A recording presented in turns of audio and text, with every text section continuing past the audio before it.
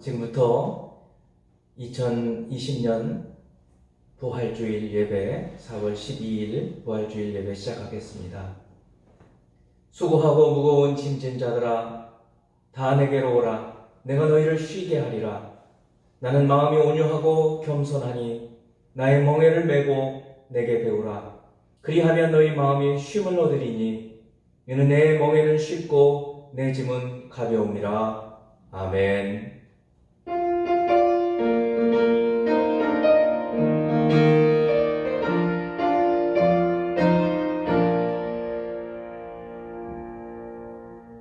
생명의 주제이신 성삼위 하나님, 사망까지도 지배하시고 죽음도 멸하게 하셔서 부활하셔서 승리하게 하신 이 부활의 아침에 우리 성삼위 하나님을 높이며 찬양드립니다. 그리스도 예수 안에서 구속함을 받은 주님의 백성들이 다 엎드려 경배하며 주님을 찬양하오니 이 예배를 받아 주옵시고 저희 심령 가운데는 큰 은혜의 시간이 되도록 축복해 주시옵소서. 그리스도 예수 이름으로 기원하옵나이다. 아멘.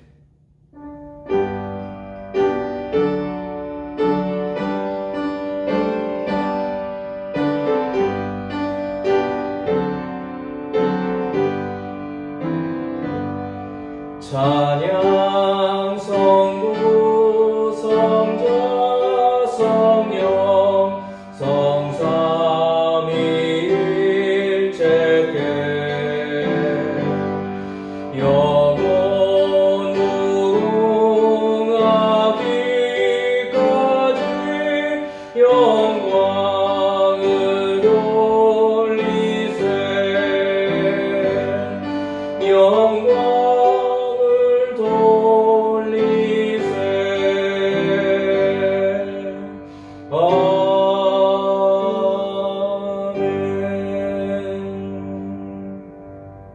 우리의 지난 삶을 돌아보며 참여하는 기도 드리겠습니다.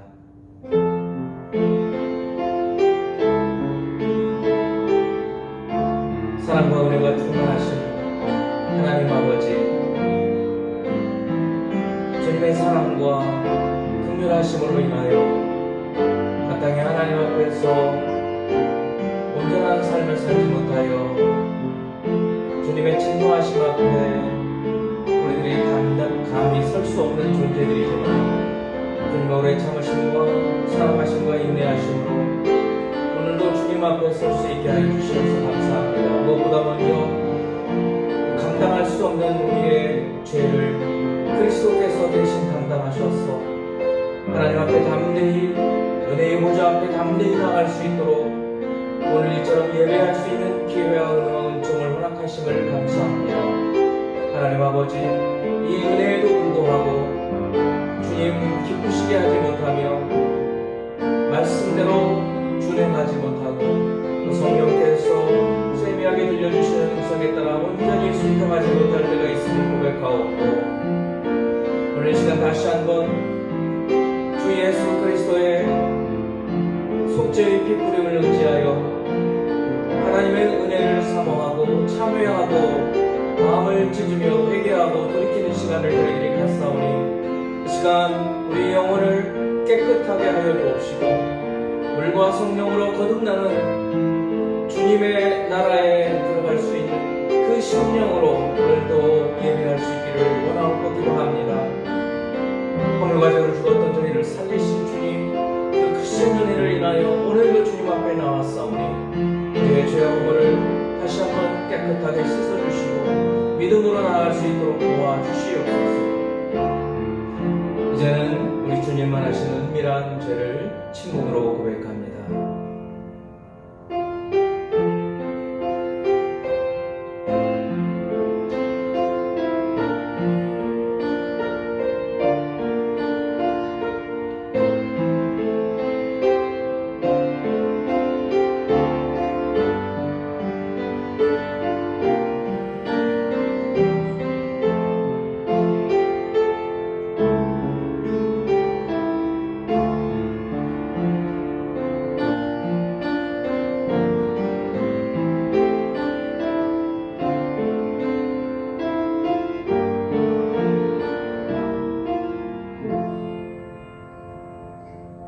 악인이 만일 그가 행한 모든 죄에서 돌이켜 떠나 내 모든 율례를 지키고 정의와 공의를 행하며 반드시 살고 죽지 아니할 것이라.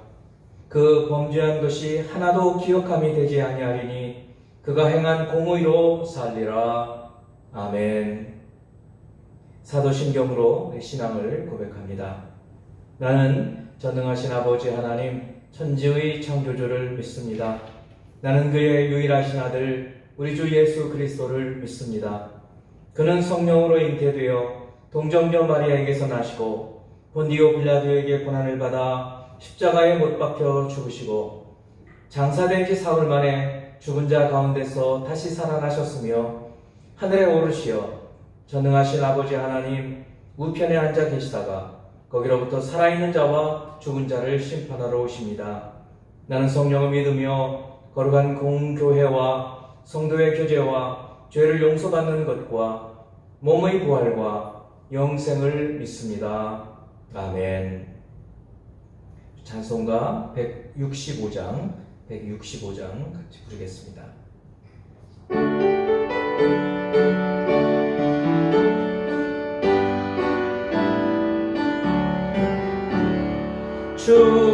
주님께 영광 다시 사신 주 사망 권세 모두 이기시었네. 피로 입은 전과 돌을 옮겼고 누우셨던 곳은 비어 있었네. 주님께 영광 다시 사신 주 사망 권세 모두 이기시었네. 부활의 주님 나타나시사 두려움과 의심 물리치셨네. 주의 교회 기뻐 찬송하여라. 다시 사신 주님 조금 이겼네. 주님께 영광 다시 사신 주 사망 권세 모두 이기시었네. 생명의 임금 영광의 주님 주님 없는 삶은 헛될 뿐이라. 주의 사랑으로 세상 이기고 요단 건너 본향 가게 하소서. 주님께 영광 다시 사신 주 사망 권세 모두 이기시었네.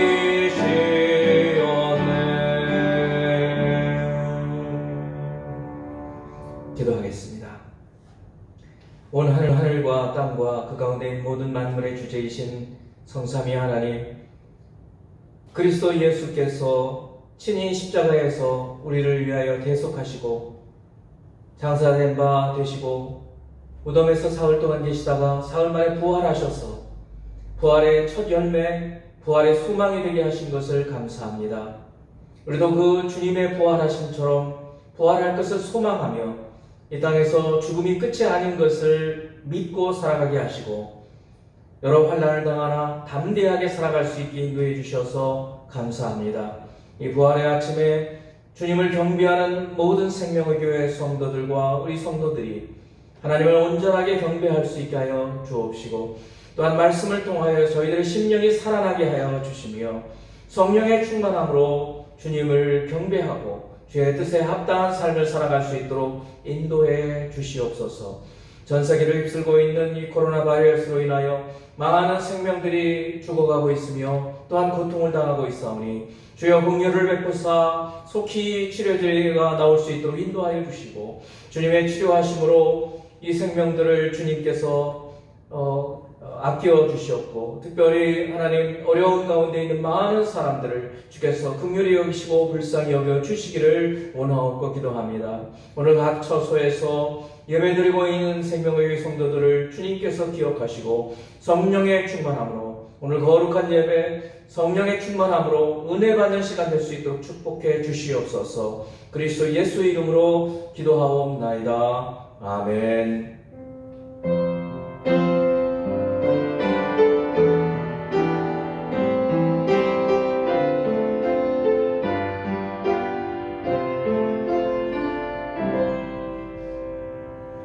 오늘 하나님 말씀은 요한복음 20장 19절에서 23절까지 말씀입니다. 요한복음 20장 19절에서 23절입니다. 이날 곧 안식구 첫날 저녁 때에 제자들이 유대인들을 두려워하여 모인 곳의 문들을 닫았더니 예수께서 오사 가운데 서서 이르시되 너희에게 평강이 있을지어다. 이 말씀을 하시고 손과 옆구리를 보이시니 제자들이 주를 보고 기뻐하더라. 예수께서 또 이르시되 너희에게 평강이 있을지어다. 아버지께서 나를 보내신 것 같이 나도 너희를 보내노라. 이 말씀을 하시고 그들을 향하사 숨을 내쉬며 이르시되 성령을 받으라. 너희가 누구의 죄든지 사하면 사하질 것이요 누구의 죄든지 그대로 두면 그대로 있으리라 하시니라. 아멘. 오늘 말씀의 제목은 부활하신 주님이 주신 것입니다. 오늘은 우리 신앙인들에게 가장 중요한 절기인 부활주일입니다. 명상으로 가정에서 드리는 예배도 신령과 진정으로 드릴 때 우리 하나님께서 기뻐하시는 예배가 됩니다. 가정에서 오늘 예배 드리는 이 부활주일 예배가 성령 안에서 은혜가 충만한 예배가 되기를 축원합니다. 그러나 우리가 함께 예배당에서 드리는 예배의 기쁨은 가족들과 가정에서만 드리는 그런 예배와 또 다르기 때문에 속히 우리 공동체가 함께 예배할 수 있도록 기도해 주시기 바랍니다. 부활하신 예수 그리스도께서 제자들에게 오늘 나누어 주시는 것이 있습니다. 바로 평안과 성령과 그리고 복음 전파의 사명과 죄의 용서라고 하는 선물입니다. 오늘 말씀을 묵상하면서 우리에게 이 평안과 성령과 그리고 복음 전파의 사명과 용서의 선물이 먼저 우리 가운데 있는지 확인해 보시고 먼저 여러분들이 이 선물을 받았다 그런 확신이 있으시다면 그것을 누리며 살기를 원합니다. 그것을 그냥 내버려 두고 있는지 없는지 모르는 채로 살아가는 것이 아니라 받은 주님께서 주신 부활하신 주님께서 우리에게 주신 이 선물을 누리면서 사는 여러분이 되기를 축원합니다. 먼저 부활의 첫 열매가 되신 그리스도에 대한 말씀입니다. 아담 이후 지금까지 죽었다가 다시 살아난 사람들은 여럿이 있습니다. 나사로도 죽은 지 나흘이나 되었었는데 주님께서 살리셔서 살았죠. 나인성 과부의 아들도 마찬가지였습니다. 또 엘리사 시대의 수넴 여인의 아들도 죽었다가 살아났습니다. 그러나 이 사람들은 그 후에 다시 죽었습니다. 일시적으로 소생했지만 결국은 다 죽어서 땅에 묻혔죠. 이 사람들을 부활했다고 얘기는 하지 않습니다. 부활은 죽었다가 살아나서서 다시 죽지 않는 영원한 삶을 사는 것을 부활이라고 합니다. 그러므로 지금까지 죽음에서 살아나 다시 죽지 않은 이 부활을 경험한 분은 오직 우리 주 예수 그리스도밖에 없습니다. 그런 점에서 부활의 첫 열매라고 합니다. 고린도전서 15장 20절에 사도 바울은 성령으로 부활에 대한 말씀을 얘기하시면서 그리스도의 부활의 첫 열매이신 것을 말씀하십니다. 그러나 이제 그리스도께서 죽은 자 가운데서 다시 살아나사 잠자는 자들의 첫 열매가 되셨도다. 다른 사람들은 죽어있는 사람들 얘기하는 거죠. 다 잠들어 있다가 부활을 하게 된다. 그런데 첫 번째로 부활하신 분이 예수님이시다. 그리고 21절, 22절에 계속해서 이 부활에 대한 설명을 이렇게 얘기합니다. 죽음이, 사망이 한 사람으로 말미암았으니, 이 한 사람은 누구죠? 아담입니다. 아담 때문에 사실은 모든 사람이 죽게 된 거예요.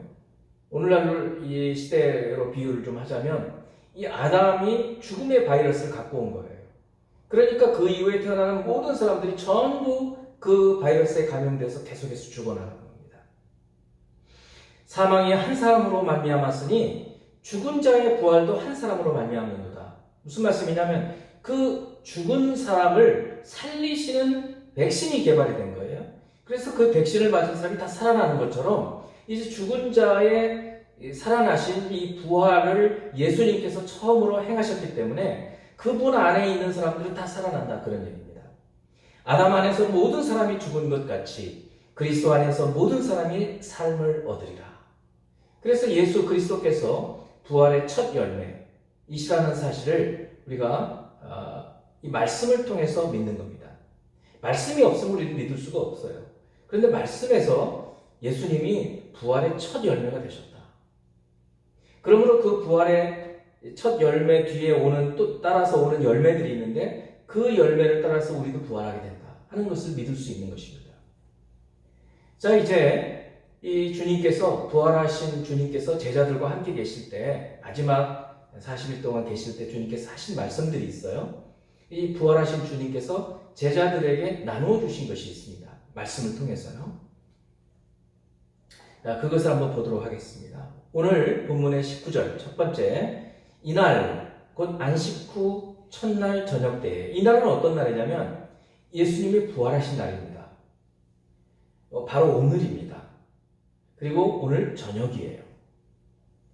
새벽에 주님 부활하셨었는데 저녁 때 얘기입니다.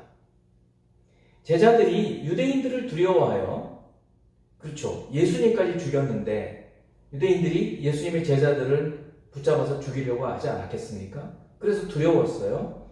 그래서 모인 곳에 문들을 닫았다 그랬어요. 문에 단수를 쓰지 않고 복수를 썼어요. 여기 있는 문, 저기 문은 전부 다 열쇠를, 자물쇠를 다 잠가놓고 문들을 닫았다, 그런 얘기예요. 아무도 들어올 수 없게. 그런데 예수께서 오셨다는 거예요. 그러니까 우리가 여기서 잠깐 말씀을 좀 드리면 부활체는 우리의 몸과 다르다는 것을 알 수 있어요. 닫힌 문 사이에 들어오신 겁니다. 예수께서 오사 가운데 서서 이르시되 너희에게 평강이 있을지어다.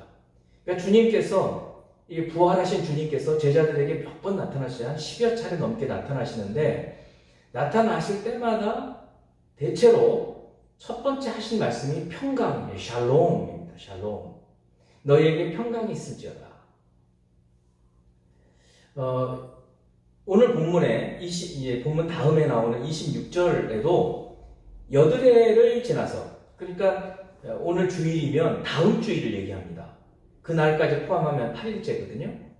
여드레를 지나서 제자들이 다시 집 안에 있을 때 도마도 함께 있고 문들이 닫혔는데 똑같죠. 예수께서 오사 가운데 서서 이르시되 너희에게 평강이 있을지어다 하시고, 이때에도 오셔서 첫 번째 주님께서 제자들에게 하시는 말씀이 샬롬이었다는 거예요. 평강이 있을지어다, 마음이 평안해져라 라는 말씀입니다. 주님 이제 돌아가시기 전에 제자들에게 화요일 긴 하루 여러 말씀들을 많이 나누시는 요한복음 14장에 26절, 27절, 여기서 특별히 성령에 대한 말씀을 해주실 때 말씀을 봅니다. 보혜사, 곧 아버지께서 내 이름으로 보내실 성령, 그가 너희에게 모든 것을 가르치고 내가 너희에게 말한 모든 것을 생각나게 하리라. 평안을 너희에게 끼치노니 곧 나의 평안을 너희에게 주노라. 제가 지금 성령과 함께 말씀을 드리는 이유는 주님이 평안, 평강, 샬롬 이것을 제자들에게 나눠주시는데 주님 때문에 평강이 있는 거예요. 그래서 나눠주시는데 이 평안이 성령과 항상 같이 나타난다는 거예요. 그래서 먼저 주님이 부활하신 주님께서 제자들에게 그리고 우리에게 주시는 것은 평안이라는 것입니다. 그리고 이 평안은 성령과 밀접한 관련이 있다. 평안을 너희에게 끼치노니 곧 나의 평안을 너희에게 주노라. 내가 너희에게 주는 것은 세상이 주는 것과 같지 아니하니라. 너희는 마음에 근심하지도 말고 두려워하지도 말라.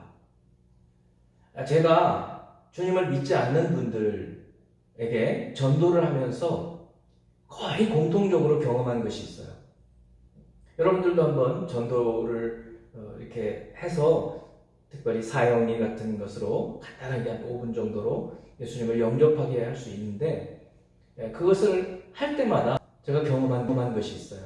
그러니까 10명에게 복음을 전했다 그러면 1명이나 2명이 예수님 영접하면 잘하는 거예요. 하지만 그렇게 해서 영접한 경우 제가 봤을 때 꼭 물어보거든요. 얼마나 놀랍습니까? 제가 복음을 전해서 그분이 예수님을 주님으로 고백을 물론 시간은 걸려서 그렇게 하지만은 고백을 했을 때 얼마나 감사합니까? 그럼 꼭 물어봐요. 예수님을 주님으로 고백하기 전과 지금 고백한 후에 어떤 변화가 좀 있습니까? 근데 놀랍게도 대부분의 분들이 뭐라고 말씀하시냐면 마음이 평안하다는 거예요. 마음이 평안하다. 그냥 오는 평안이 아닌 거예요. 오늘 이 주님께서 주시는 그거예요. 그래서 주님은 부활하신 주님께서 제자들에게 나타나셔서 첫 번째 나타나실 때마다 하신 말씀이에요. 오늘 제가 너무 말씀이 길어서 이 2구절만 말씀을 드렸지만 나타나실 때마다 대부분 평안을 얘기를 하십니다. 세상이 주지 못하는 주님께서만 주시는 평안. 우리 성도 여러분들에게는 이미 이 평안이 있으신 거예요. 있습니까? 그렇습니다. 그래서 이 코로나 바이러스가 이렇게 횡행하지만 그러나 우리의 내면은 굉장히 평안하죠. 왜냐하면 예수님께서 주시는 세상이 줄 수 없는 평안이 우리 가운데 있기 때문에 그렇습니다. 요한복음 16장 33절에도 이렇게 말씀하십니다. 이것을 너희에게 이르는 것은 너희로 내 안에서 평안을 누리게 하려 함이니라. 세상에서는 너희가 환난을 당하나 그렇죠. 우리가 이 세상 살면서 다른 사람 당하는 환난 똑같이 당합니다. 똑같은 어려움 당해요. 바이러스는 예수 믿는 사람에게 안 오지 않아요. 똑같아요. 그래서 우리가 이렇게 가정에서 예배 드리는 겁니다. 세상에서는 우리가 환난, 오히려 어떨 때는요, 예수 믿는다고 도욕을 먹어요. 환난을 당하나 담대하라. 내가 세상을 이겨노라. 주님, 비록 우리에게 이렇게 평안을 주시지만 세상에서는 환난을 당할 수 있다는 거예요. 그러나 담대하라는 거예요. 왜냐하면 주님이 이 세상, 여기서 이 세상은 마귀를 얘기합니다. 세상을 지배하는 그 왕인 마귀를 이겼다. 그래서 담대하게 우리가 살 수 있는 것입니다. 그래서 첫 번째 주님, 부활하신 주님께서 제자들에게 그리고 우리에게 주시는 선물은 샬롬입니다. 저희들이 이제 만날 때마다 첫 번째 샬롬 하고 인사하시면 참 좋을 것 같아요. 우리 가족들끼리 한번 샬롬 해보실까요? 샬롬. 그렇습니다.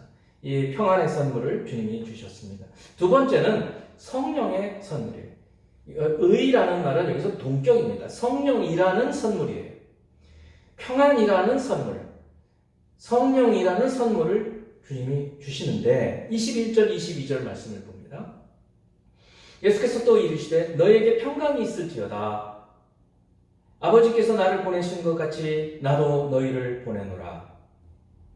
이 말씀을 하시고 그들을 향하사 숨을 내쉬며 이르시되 성령을 받으라. 성령을 받으라.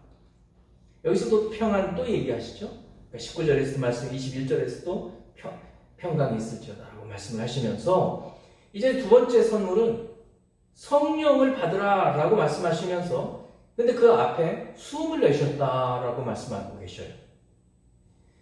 이 말씀 속에는 깊은 의미들이 담겨 있습니다. 창세기 2장에 진흙으로 흙으로 아담을 빚으신 다음에 생기를 불어넣으셨다. 그리고 에스겔 37장에도 생기에게 명해서 생기에게 그 마른 뼈 같은 사람들에게 들어가라고 명합니다. 그래서 구약에 두 차례 이 생기를 코에다 불어넣는 이야기가 나오는데 그 똑같은 단어를 쓰는 거예요. 구약의 히브리어로 되어 있는 성경을 70인경이라고 해서 헬라어로 번역해 놓은 것이 있습니다. 근데 그 헬라어 70인경에 이 구약 성경의 이 두 모든 경우 창세기와 에스겔서에서 이 숨을 내셨다라는 말씀이 오늘 주님께서 숨을 내쉬며라고 썼던 똑같은 단어를 쓰셨다는 거예요. 그런 점에서 오늘 주님께서 숨을 내쉬며 성령을 보내신 것은 창조주 하나님으로서 제자들에게 성령을 보내시는 메시지가 되는 것이에요. 그리고 이 말씀은 성령을 받으라라고 명령형으로 되어 있어요. 그러니까 이 명령은 누구나 따라야 되는 거죠. 그러니까 성령을 받아도 되고 안 받아도 되는 게 아니에요. 성령을 꼭 받아야 되는 거예요. 모든 성도들이 성령 받지 않고 사는 것은 그거는 구원의 길이 물과 성령으로 거듭난다고 했어요. 거듭나지 않으면 천국에 들어갈 수가 없어요.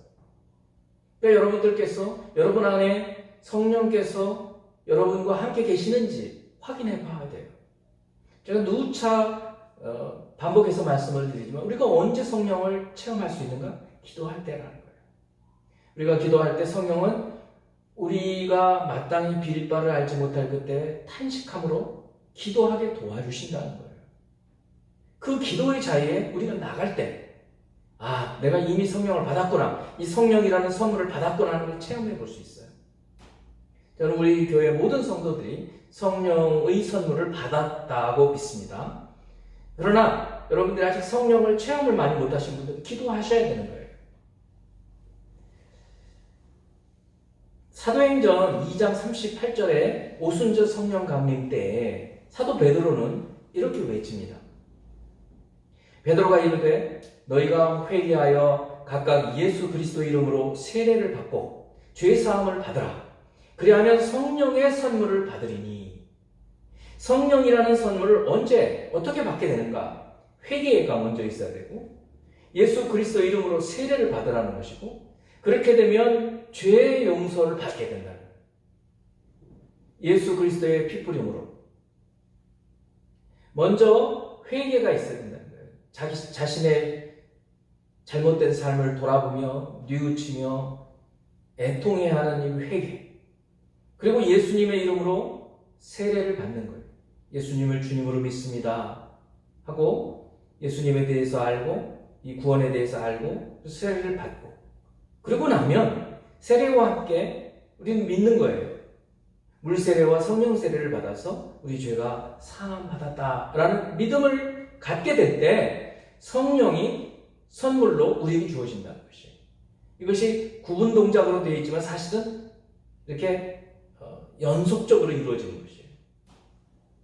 이렇게 성령을 우리에게 선물로 주시는 거예요. 부활하신 주님께서 아직 오순절은 오지 않았지만 이제 50일 남았지만 미리 제자들에게 이 약속을 해주시는 거예요. 그리고 실제 성령은 50일 후에 오시는 거예요. 미리 받은 거나 마찬가지예요. 이미. 그래서 그것을 확신하면서 제자들은 주님 승천하신 후에 열흘 동안 마가의 다락방에서 간절히 주님이 약속하신 그것을 기다리는 거예요. 우리도 늘 성령과 함께 살 수 있도록 이 성령의 받은 선물을 우리가 감사하며 기도해야 될 줄로 믿습니다. 그래서 첫 번째 평강을 샬롬을 주님께서 이미 주셨어요. 그래서 평안해요. 웬만한 일이 있어도 마음의 요동이 별로 없어요. 두 번째는 성령이 우리와 함께 계셔요. 가장 좋은 하나님의 선물이에요. 하나님이셔요. 그리고 세 번째는 이것은 어떻게 생각하면 선물이라고 할까? 이렇게 생각이 들지 모르지만 그러나 그것도 선물인 것인데 이것은 뭔가 하면 사명이에요. 미션이에요. 어떤 미션인가 하면 복음 전파의 미션이에요. 복음 전파의 사명을 또 선물로 받은 거예요. 우리가 세상에 와서 아무 일도 하지 않고 있다면 그것만큼 무료한 일이 없을 거예요. 근데 주님께서는 우리가 어떤 일을, 직업이 각양각색일 수 있어요. 다양할 수 있어요. 어떤 일을 하든지 주님 우리에게 주신 사명이 있어요.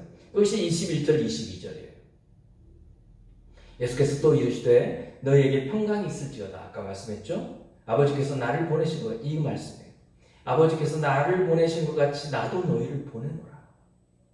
잘 보세요, 관계를. 하나님 아버지께서 예수님을 세상으로 보내셨어요. 보냄받은 자, 이게 사도예요. 아포스톨로스.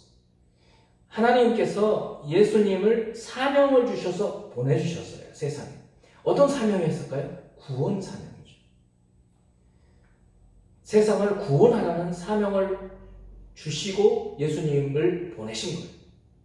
그리고 주님은 요한복음 17장의 대제사장의 기도처럼 그 사명을 다 완수하셨어요. 그리고는 이제 제자들에게 주님이 이렇게 말씀하신 거예요. 아버지께서 나를 보내신 것 같이 나도 너희를 보내노라. 그래서 예수님께서 지금 앞에 계시는 사도들, 제자들을 사도로 보냄받은 자로 세상으로 보낸다는 거예요. 왜 보낼까요? 세상을 구원하기 위해서. 복음을 전파하기 위해서. 그렇기 때문에 이제 그 사도들을 통해서 저희들이 복음을 받았잖아요. 그러면 교회 모든 성도들은 똑같은 거예요. 주님으로부터 이 복음 전파의 사명을 받은 것이에요. 주님께서 우리에게도 똑같은 말씀, 아버지께서 나를 보내신 것 같이 나도 너희를 보내노라 하시는 말씀을 우리도 듣는 것이에요. 세상에 우리를 보내신 거예요. 그래서 교회는 모였다가 흩어지는 거예요. 세상으로 흩어져서 복음을 전하는 것이에요. 이 복음 전파의 사명을 선물로 주셨다는 것이에요. 그래서 우리가 어느 곳에 있든지 어떤 일을 하든지 상관없이 주님께서 이 예수 그리스도의 이름을 전파하기 위해서 우리에게 주신 이 복음 전파의 사명을 선물로 생각하고 그것이 부담이 아닌 거예요. 자연스럽게 전도하고 전파할 수 있는 것이에요. 이것은 선물, 세 번째 선물이에요. 마지막으로 네 번째는 22절, 23절 말씀이에요. 이 말씀을 하시고 그들을 향하사 숨을 내쉬며 이르시되 성령을 받으라. 아까는 이 성령을 선물로 받는 얘기를 했었죠. 이 말씀은 뭐였냐면 아버지께서 나를 보내신 나도 너희를 보내노라 그런 말씀이었어요. 이 말씀을 하시고 성령을 보내셨어요. 그러니까 굉장히 많은 것들이 연결이 되어 있다는 것을 알 수 있어요. 우선 이 네 번째 선물은 뭔가 하면 23절 말씀이에요. 굉장히 뜬금없이 보여요. 23절은 앞에 예수님의 보내신 성령, 그리고 23절은 죄사함이에요. 우리가 누구의 죄든지 사하면 사하여질 것이요 누구의 죄든지 그대로 두면 그대로 있으리라 하시니라. 이 말씀을 오해하면 안 됩니다. 내가 너의 죄를 사하노라. 우리가 그렇게 할 수 있는 사람이 아니에요. 그 오해예요. 그 잘못 해석하는 거예요. 이 말씀을 그렇게 해석할 수도 있어요. 그건 잘못한 거라고요. 예수님께서 중풍병자를 향해서 내 상을 갖고 걸어가라. 이 말씀보다 내 죄사함 받았느니라. 이 말씀이 더 어려운 말씀이라고 그랬어요. 왜요? 사람이 죄를 사할 수 있는 권세가 있나? 그래서 당장 바리새인들은 예수님이 신성모독이라고 비난하기 시작했잖아요. 이 예수님은 죄사할 권세가 있으신 분이에요. 그거를 보여주시기 위해서 그 말씀을 하신 것이에요. 근데 우리는 그런 사람들이 아니에요. 그러니까 이 말씀을 가지고 오해를 하시면 안 돼요. 이 말씀은 어떻게 보면 너희가 누구의 죄든지 사하면 사하여질 것이 하니까 우리가 사하는 걸로 보이지만 그 말씀이 아니라는 거예요. 그 말씀은 제가 좀 이따 풀어드릴 거예요. 우선 오해를 하지 말라는 말씀을 드리고, 두 번째, 그러면 이 말씀의 의미는 어떤 의미인가? 이런 말씀이에요. 우리가 세상에 나가서, 주님 우리를 보내셔서 세상에 나가서 복음을 전파하면서 복음을 전파하게 될 때 그들의 죄가 사함받는다는 거예요. 그러니까 죄 사함은 우리도 똑같았어요. 누군가가 우리를 전도했을 때 그 사람이 우리 죄에 사한 게 아니에요. 그분이 우리를 전도했을 때 주신 메시지, 말씀, 그 말씀으로 인해서 우리 죄가 사함받는 거예요. 그 말씀을 믿음으로 예수님의 피로 우리 죄가 사함받은 거예요. 우리도 똑같아요. 다른 사람들의 죄를 사한다고 했을 때에는 우리에게 죄사함의 권세가 있다는 것이 아니에요. 천주교회에서는 이 말씀을 가지고 이 말씀을 베드로한테만 주셨다고 생각을 하고, 그래서 교황에게 죄 사하는 능력이 있고 권세가 있다고 생각을 하는 거예요. 그래서 좀 오해잖아요.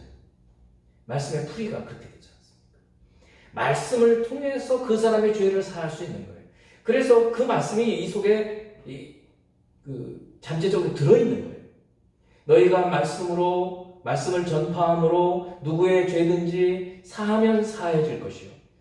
누구의 죄든지 그대로 두면 그대로 있으리라. 그러니까 우리가 전도할 수 있는데 입을 다물고 전도하지 않아서 그 사람의 죄가 그대로 있게 되면 그 사람은 멸망받는 거예요. 에스겔 선지자의 메시지가 똑같아요.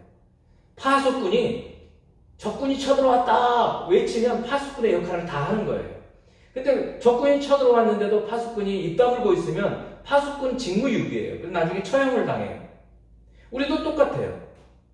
우리도 그 사람이 믿을 것 같아서 전도를 하고 믿지 않을 것 같아서 전도 안 하고 그런 게 아니라는 거예요. 믿든지 믿지 않든지 우리에게 주님께서 주신 사명, 이 복음 전파의 사명을 감당하면, 그렇게 해서 그 말씀이 그 사람에게 들어가서 그 사람이 믿으면, 마음을 돌이켜서 믿으면 그 사람의 죄가 사해지고, 우리가 전했는데도 그 사람이 안 믿으면 사함 받지 못하는 거예요. 이 말씀이 그런 말씀. 너희가 누구의 죄든지 사하면 사해질 것이요 누구의 죄든지 그대로 두면 그대로 있으리라 하시니라. 근데 오늘 말씀, 주님께서 부활하신 주님께서 주신 네 가지 선물이 있다. 평강, 그리고 성령, 그리고 죄사함, 그리고 아까 말씀했던 복음 전파의 사명, 이 네 가지를 얘기를 했어요. 근데 이 모든 이 네 가지가 다 성령 안에서 묶여집니다. 성령을 받으면 평안이 임하고, 성령을 받을 때 죄사함의 확신이 있고, 성령을 받을 때 복음 전파의 사명을 감당할 수 있어요. 그래서 주님께서 부활하신 그날 제자들이 모인 그곳에서 숨을 내쉬면서 성령을 받으라 라고 약속을 해주시고 말씀을 해주시고, 오순절 성령 강림 때 이제 120명이나 되는 120문도에게 성도들에게 일시에 성령이 임했고, 베드로나 요한이나 사도 바울이나 복음 전파를 하면서 말씀을 전할 때 성령이 임했어요. 오늘날에도 마찬가지입니다. 여러분들이 말씀을 들을 때 성령이 임하시는 거예요. 우리가 말씀을 전해 다른 분들한테 말씀을 증거할 때 성령이 감동을 하셔서 그 사람의 마음을 움직이게 되는 거예요. 그렇게 되면 평안이 오고 죄사함 받게 되고, 그리고 복음 전파의 사명을 또 불타오르게 되고, 그리고 죄사함의 선물을 확신할 수 있게 되는 것입니다. 이제 마지막으로 우리가 어떻게 살 것인가, 오늘 말씀을 정리하는 말씀입니다. 먼저 우리는 말씀에 근거해서 부활하신 주님을 보는 겁니다. 부활의 첫 열매가 되신 예수 그리스도는 말씀을 근거로 해서 부활의 첫 열매가 되셨다는 것을 우리가 믿을 수 있어요. 그러므로 우리도 부활할 것이라는 소망을 가질 수 있습니다.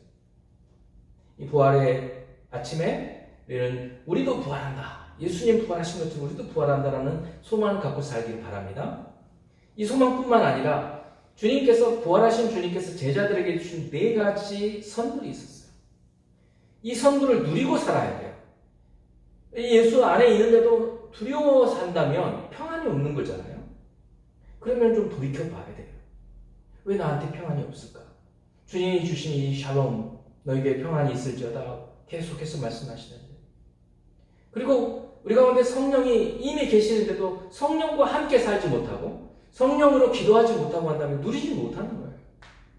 이번 한 주 동안에 또 지난 한 주간 고난주간 때 우리가 같이 기도했지만 이번 한 주간 동안에도 또 기도하면서 살기를 바라요. 이 성령으로 살기를 바라요. 그리고 이제 성령으로 충만해지게 될 때 이 복음 전파의 사명을 감당할 수 있게 되는 거예요. 특별히 저희들은 매달 첫째 주에 고륙 친척을 위해서 기도하고 있었어요.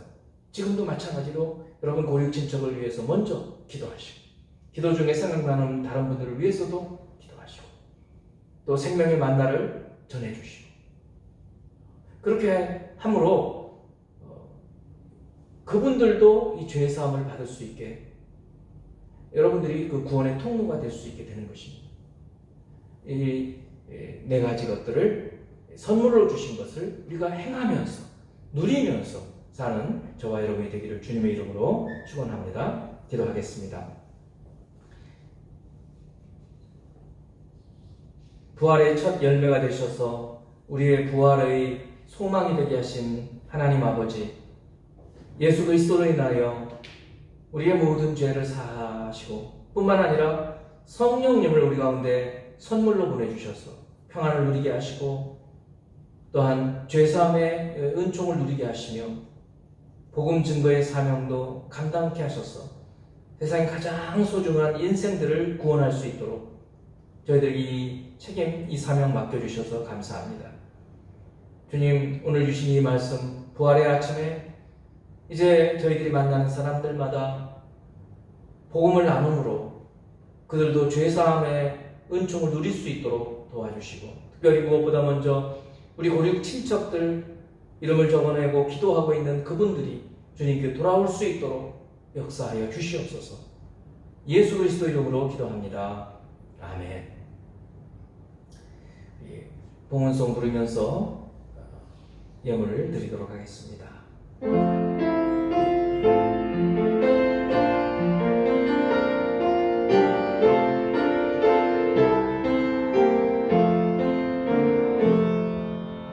귀중한 고개 화물 주 앞에 두리고 우리의 몸과 만국 주 앞에 두리세. 진리는 오묘하고 사랑은 성결해. 주님을 예배하는 거룩한 날일세. 봉헌 기도 드리겠습니다. 하나님 앞에 향기로운 제물로 드리는 예물을 받아주시고 주님, 특별히 믿음으로 드리며 또 감사함으로 드리며 또한 마음의 소원함으로 드리는 예물들을 주께서 받아주시고 저들의 기도와 이 예물을 주님 기억하여 주시옵소서. 어려운 이 경제활동들을 하나님께서 속히 풀어주셔서 주님께서 베푸시는 이 은혜 속에서 많은 사람들에게 복음을 전하며 또한 함께 이 은혜들을 나눌 수 있는 저희들이 되게 하여 주시옵고, 특별히 어려운 사람들에게 하나님의 구원의 손길들을 저희들이 베풀 수 있도록 도와주시옵소서. 주님, 이 드리는 손길마다 만배로 갚아주시기를 간절히 원하옵고 그리스도 예수 이름으로 기도하옵나이다. 아멘. 축도로 예배를 마치겠습니다.